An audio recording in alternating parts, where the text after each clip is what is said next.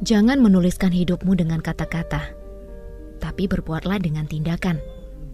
Sebab, apa yang ada dalam pikiranmu tidaklah penting. Ia akan menjadi penting saat kau melakukan hal berguna dalam hidupmu.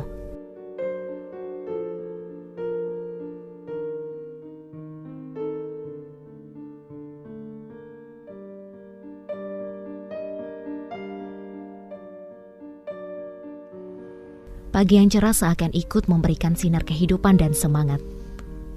Selalu ada mentari baru di setiap pagi. Selalu ada kesempatan baru di setiap hari. Itulah yang kuyakini setiap aku memulai hari. Namaku Sylvia. Orang-orang memanggilku Isil.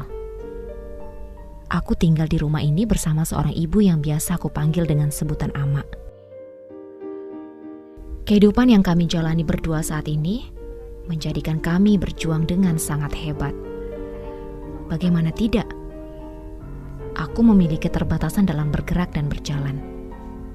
Dan Amaklah yang selalu setia mendampingi di setiap aktivitasku.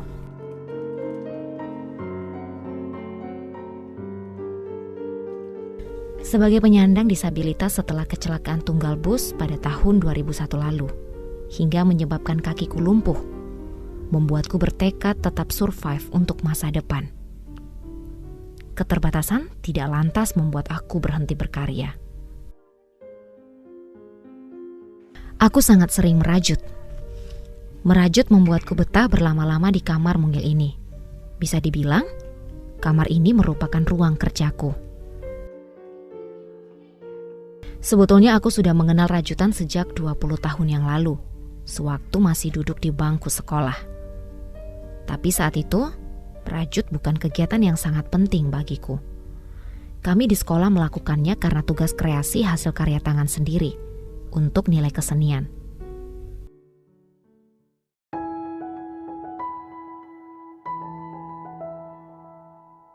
Nah, saat ini aku punya alasan berbeda untuk merajut. Keadaan dan kebutuhanlah yang akhirnya membuat aku memilih fokus merajut. Apalagi aku menyadari betapa nyamannya mengisi hari dengan karya sendiri. Merajut menjadi sumber pendapatanku mulai tahun 2015 lalu. Tapi di tahun itu, hasil karyaku masih sangat terbatas. Aku masih ingat bagaimana tahun 2017 aku bertemu dengan Ibu Arniria Kesuma yang akrab kupanggil Bu Uce.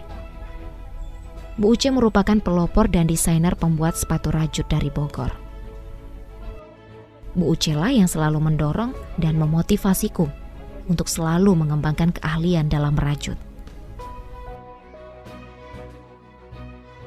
Melalui buku inspirasi sepatu dan sandal rajut karya Bu Uce, aku belajar banyak teknik rajut. Salah satunya teknik Haken, yang ternyata bisa diaplikasikan pada sepatu dan sandal, yang membuat penampilan semakin mempesona.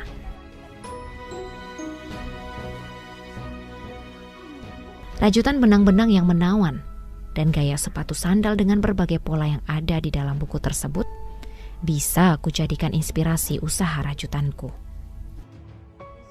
Dalam rentang waktu 1 bulan, aku mampu menyelesaikan 5 sepatu rajutan. Pesanan rajutan yang kuterima tidak hanya dari Kota Padang saja, tapi juga datang dari berbagai daerah di Pulau Jawa.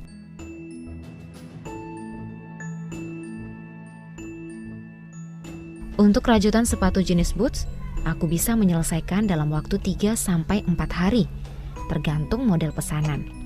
Satu pasang sepatu ini kujual 250 hingga 800 ribu rupiah, tergantung ukuran dan model sepatunya. Ini merupakan sebagian dari karya rajutanku. Sebagian sengaja kupajang di etalase, dan sebagian lagi sudah kupasarkan melalui berbagai perusahaan startup dan sosial media seperti Facebook dan juga Instagram. Karena memang memasuki era digital yang serba cepat saat ini, tidak kupungkiri peluang memasarkan produk secara online dirasa lebih efektif dan efisien. Sepatu dan berbagai produk dengan model beragam mulai dari model untuk anak kecil, untuk anak muda, orang tua, wanita maupun pria. Keseharian yang kujalani tidak begitu baik. Selalu mendapat berbagai cibiran dari orang-orang sekitar, bahkan dari keluarga. Tidak sedikit juga yang memandang aku rendah dan lemah. Ya, mungkin keadaan kasat matalah yang membuat mereka menilai aku seperti itu.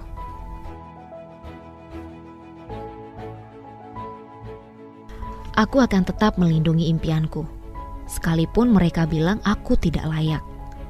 Aku akan dekap kuat cita-citaku, terutama ketika aku dianggap remeh.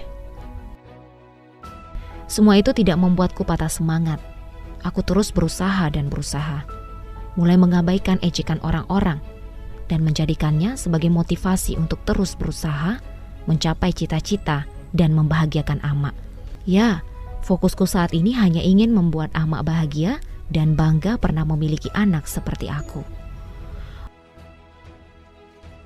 Orang-orang kerap bertanya, bagaimana mungkin aku bisa berkarya di tengah keterbatasan gerak yang kumiliki? Jawabku adalah, aku punya pilihan. Aku bisa saja merasa marah karena tidak bisa bebas bergerak dan melangkah seperti kebanyakan orang. Atau aku bisa bersyukur karena punya tujuan. Bersyukur karena masih memiliki Ama yang selalu siap mendukung dan membantuku kapan saja di setiap keterbatasanku.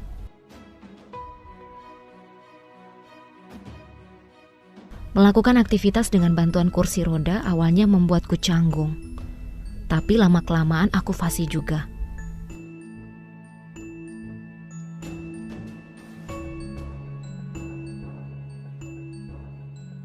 Keterbatasan bukan halangan bagiku untuk bisa hidup normal. Sebisa mungkin, jika suatu hal dapat kulakukan sendiri, aku enggan untuk merepotkan Ama. Aku akan berusaha lakukan sendiri. Seperti sekedar untuk mengambil minuman atau makanan ke dapur. Aku lakukan saja apa yang bisa aku lakukan untuk saat ini.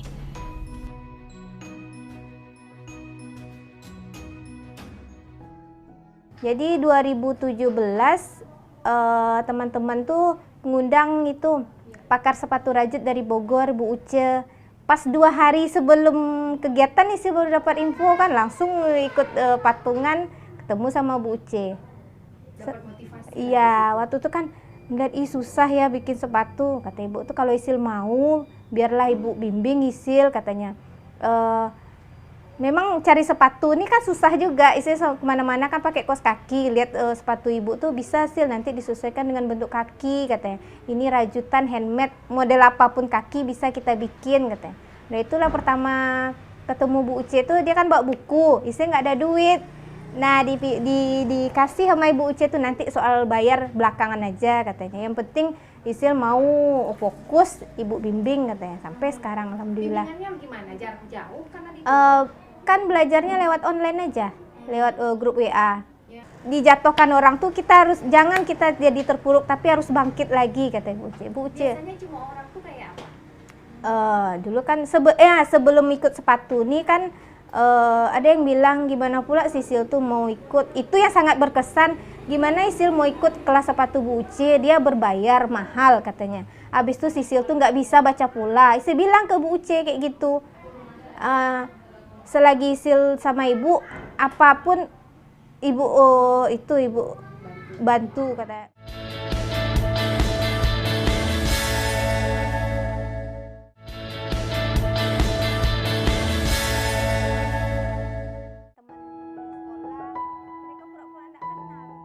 Aku tak ingin tenggelam dalam keadaan yang menakutkan. Kuyakinkan diri bahwa badai ini pasti segera berlalu. Kuakui, hidup tak selalu seperti yang ku mau. Hal baik dan buruk yang terjadi silih berganti kurasakan. Namun ku yakin, semua itu sudah diatur dengan akhir yang indah oleh sang pemilik kehidupan. Ketika bosan menghampiri seperti ini, sesekali ku arahkan kursi roda ini keluar rumah. Kembali melanjutkan rajutanku sambil menghirup udara segar, sembari menikmati hangatnya sinar mentari yang menyapa.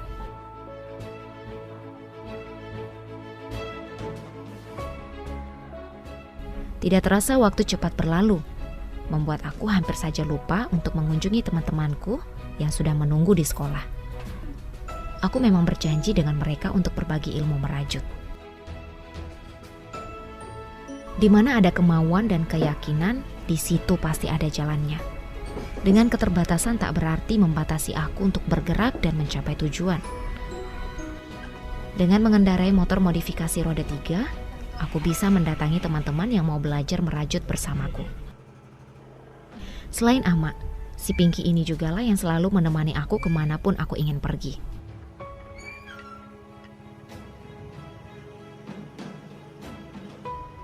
Bagiku si Pinky bukan sekedar alat transportasi yang memudahkan mobilitas di luar rumah saja, namun juga dapat menumbuhkan rasa percaya diriku saat mengendarainya.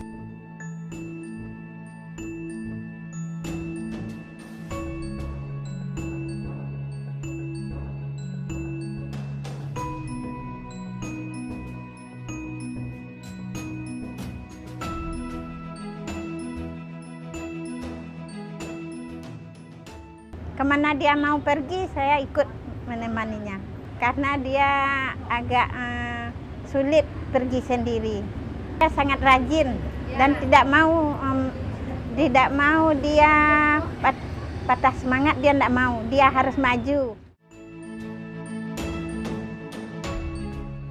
Akhirnya aku dan Ama sampai di sekolah luar biasa Yayasan Pembina Pendidikan Luar Biasa atau biasa disebut SLB YPPLB. SLB ini merupakan salah satu SLB tertua, sekaligus yang pertama berdiri di Provinsi Sumatera Barat. Bagiku, sahabat bukanlah tentang seseorang yang telah lama ku kenal, tetapi tentang seseorang yang menghampiri dan kemudian dia tak pernah meninggalkanku. Vino, sahabatku yang juga memiliki keterbatasan. Dari Vino, aku belajar arti kemandirian di tengah keterbatasan. Vino memiliki peran penting bagiku dalam aku berkarya. Biasanya, di setiap kegiatanku, Vino selalu ada untuk mendokumentasikan, mengambil foto dan video, kemudian menguploadnya di media sosialku. Ini juga salah satu cara untukku memasarkan produk-produk rajutanku.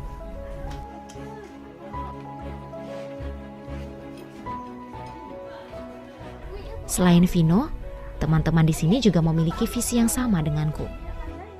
Mereka mempunyai keterbatasan dalam mendengar atau tunarungu. Mereka tergabung dalam komunitas Gerakan Kesejahteraan Tunarungu Indonesia atau GKTRI. Lihatlah, wajah sumringah mereka memamerkan hasil karyanya setelah 3 hari kami tak bersua.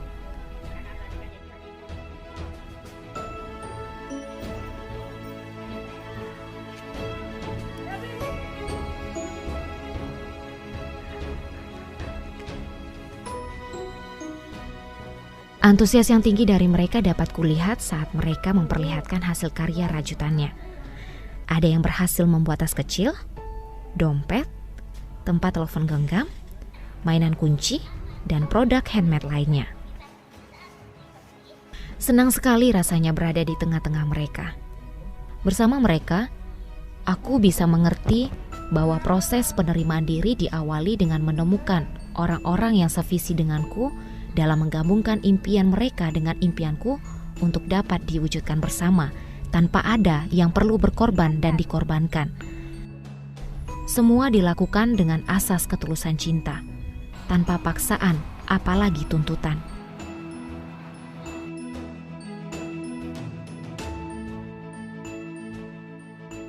Tidak hanya ibu-ibu tunarungu saja, siswa di SLB ini juga ikut bergabung bersama merajut bersamaku. Kuakui, komunitas tunarungu sangat cepat menyerap apa yang kubagikan.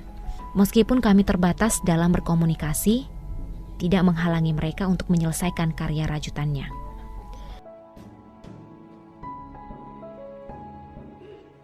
Menjadi berbeda dan mempunyai kekurangan tidak membuat kami putus asa. Kami menjadikan kekurangan sebagai pemacu semangat untuk menjadi lebih baik dan bermanfaat bagi sesama. Bagi kami, Berbeda bukan berarti harus menyerah kalah dengan keadaan.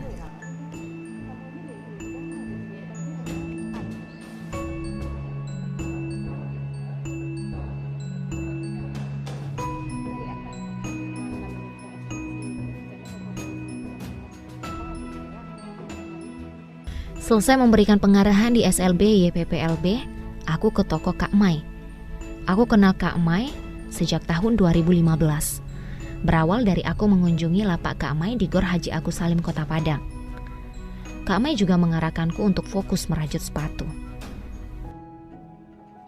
Setelah menemukan passion pada sepatu, aku mulai belajar merajut tas dari Kak Mai. Setiap aku butuh benang untuk merajut, aku akan cari di toko Kak Mai. Tak jarang, Kak Mai juga memberi saran benang apa yang akan kupakai.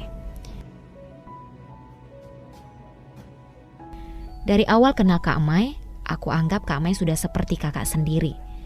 Kebaikan dan ketulusan Kak Mai membuat aku selalu bersemangat untuk menghasilkan karya-karya rajutan terbaikku.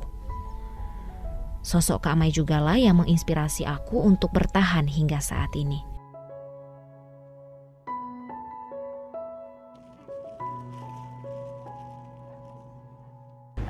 Pada awalnya dia sangat antusias ya terhadap rajutan. Waktu itu karyanya banyak, cuman belum terarah gitu. Setelah kenalan lebih lama, kita belajar bersama. Akhirnya Sil menemukan passionnya di sepatu. Rajut. Dia kreatif, gigih, bisa memberi motivasi ya untuk yang lain. Sekarang malah juga sudah jadi tutor rajut ya kan. Kalau saya menilai dia bisa membangkit dari keterbatasannya itu justru gitu. Seharusnya kita yang belajar dari dia justru gitu. Dia yang terbatas seperti itu bisa memberikan semangat bagi yang lain.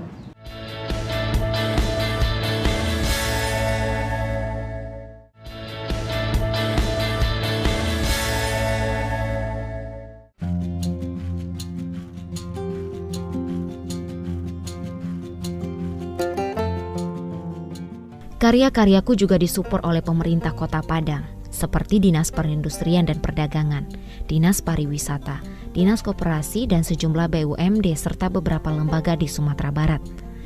Tidak jarang aku diikut sertakan dalam berbagai kegiatan pameran atau bazar yang diadakan mereka. Ini juga merupakan wadah bagiku untuk mempromosikan karya terbaikku.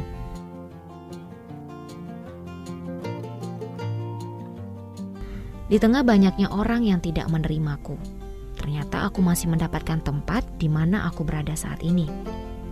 Lagi dan lagi, aku harus terus bersyukur dengan hidup yang kujalani saat ini. Bersama teman-temanku, kami berjuang bersama, memasarkan produk kami dan menunjukkan eksistensi diri kami, bahwa kami mampu bertahan, bahkan berprestasi.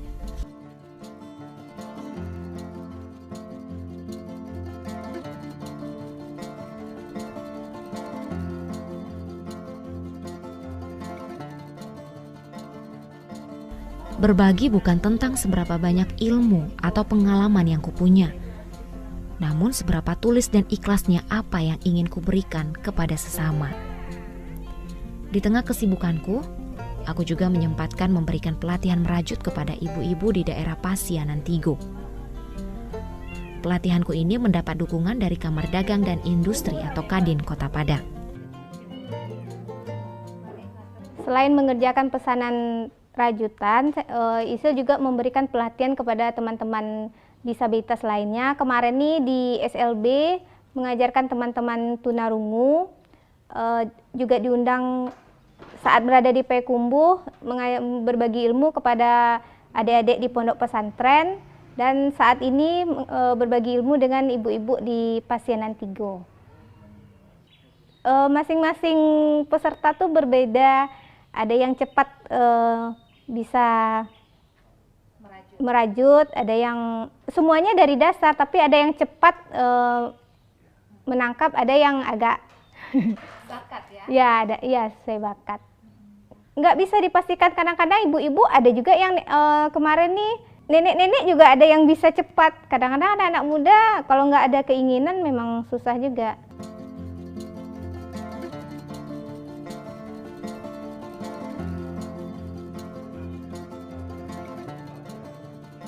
Aku senang jika dipercaya memberi pelatihan. Aku berharap ada banyak orang yang memberikan kepercayaan itu padaku atau pada kami disabilitas berkarya ini.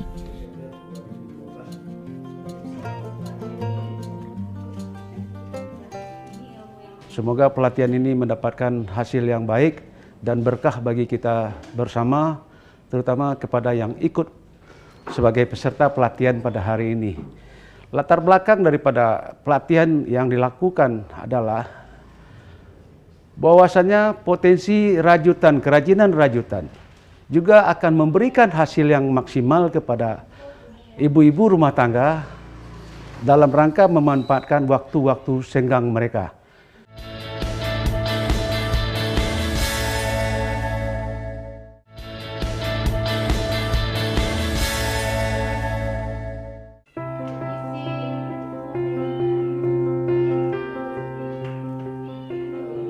Meski menjalani hidup dalam keterbatasan, aku ingin hidup memberikan manfaat bagi banyak orang. Dengan berbagi sedikit yang ku tahu, aku berharap itu bermakna banyak bagi mereka. Tidak hanya di Padang, aku juga berbagi dengan teman-teman di Payakumbuh, Bukit Tinggi, Solo, dan Sawalunto. Di mana ada kemauan, di situ ada jalan. Aku bisa sampai di kota manapun membawa kursi rodaku ini. Si bulat bundar yang jadi kakiku ini tak pernah menghalangiku kemanapun. Ia ikut menemaniku.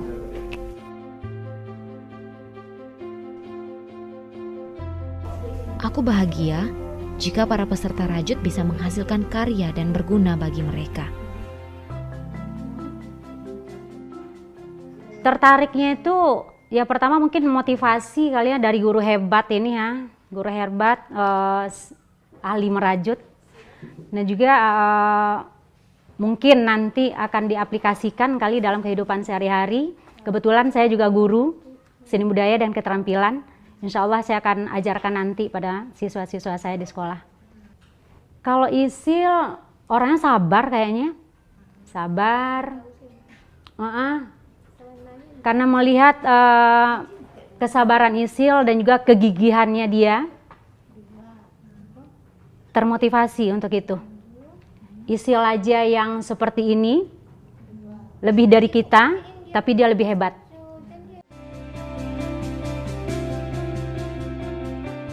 Keterbatasan bukanlah alasan untuk aku berhenti wujudkan mimpi. Bagiku hidup adalah tentang sebaik-baiknya berusaha. Jatuh, lalu bangun lagi, dan tidak berhenti percaya bahwa segala perjuanganku tidak akan sia-sia.